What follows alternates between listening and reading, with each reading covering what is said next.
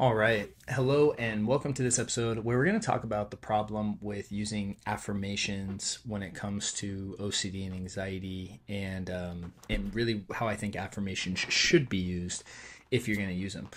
So, for those of you that don't know me, my name is Matt Cotty. I'm a licensed clinical social worker and the founder of Restored Minds. And if you are looking for help on your journey to recovery, please check out the links in the notes as we have some great resources for you, as well as you can head over to restoredminds.com and do help us out by liking and subscribing and leaving a nice review. So let's go ahead and dive in and talk about affirmations.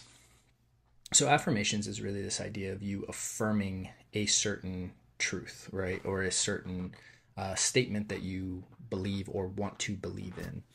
And, you know, the issue that most people run into is using something like robotic affirmations and just constantly affirming, is they use it in a suppression technique, meaning they have some anxiety, or some feelings going on or intrusive thoughts, and they're using the affirmation compulsively to try to squash or counteract the experience they don't want to have. This is complete wrong way to use affirmations in my opinion and experience, because you're using them compulsively. So you're using them as a technique of suppression.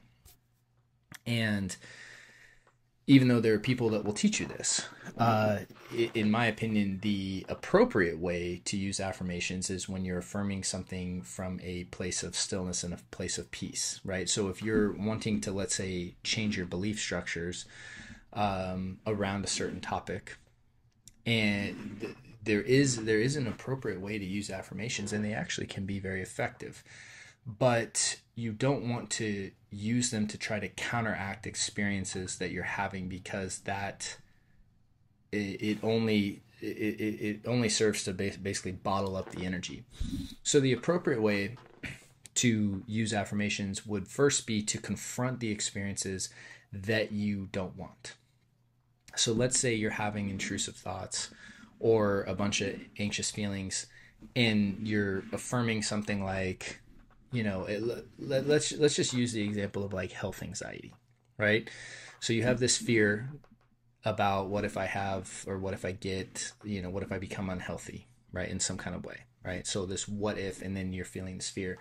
And let's say the person goes in and is like affirming a statement like, made famous by, let's say, Emile Coué in the 1880s, which again, I'm a big fan of his philosophy and the way he worked with people, and his famous affirmation was, again, every day in every way I'm getting better and better.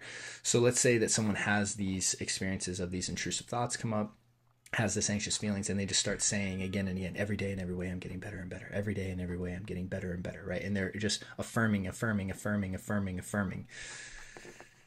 The issue is if they're not confronting and actually experiencing this, it's almost as if they're just trying to put a lid on this experience, right, of these fears. So a healthier way to use affirmations in this state, right? So even the affirmation, every day in every way I'm getting better and better, from Emile Coué's book, Self Mastery Through Conscious Autosuggestion, which is, again, fantastic read. And I really am a big fan of his work.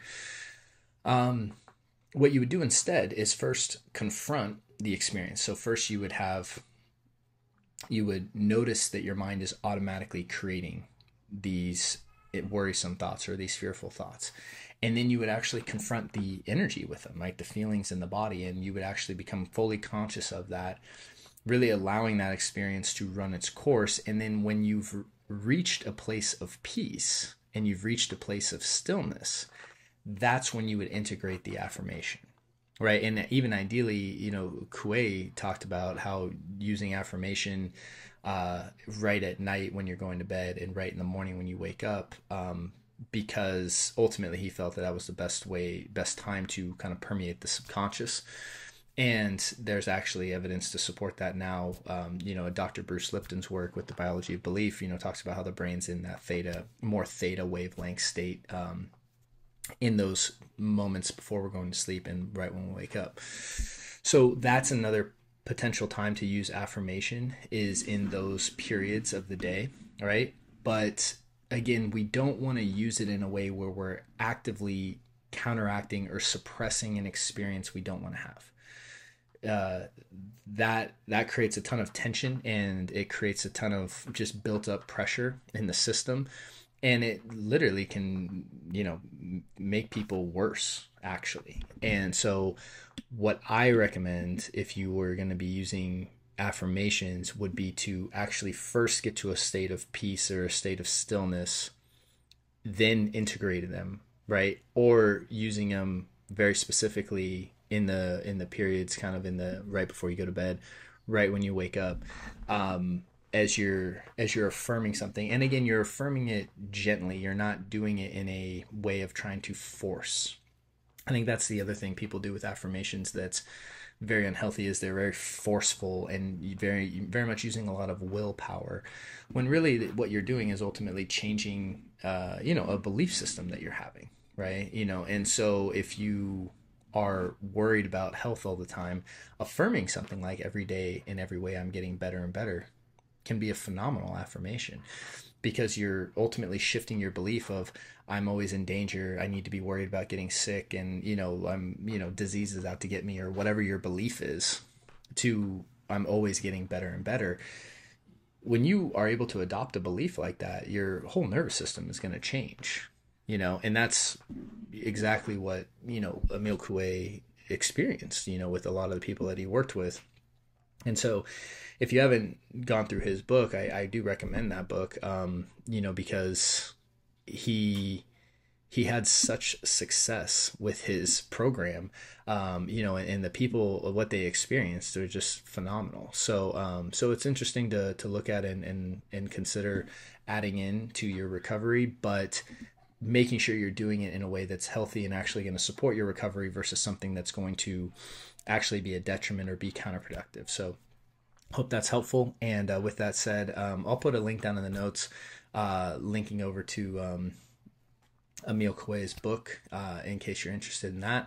And then also, and I'll have some other resources down in the notes for you as well, just that you can use on your journey. So thank you so much, and I look forward to seeing you on the next episode. Hey there. So if you enjoyed that video, we've linked up a few more videos that we think you'd find helpful as well. And if you have found this helpful, we'd really appreciate your support by liking and subscribing. And if you're looking for help and guidance, please check out restoredminds.com, as we have several options for you to get started. See you guys soon.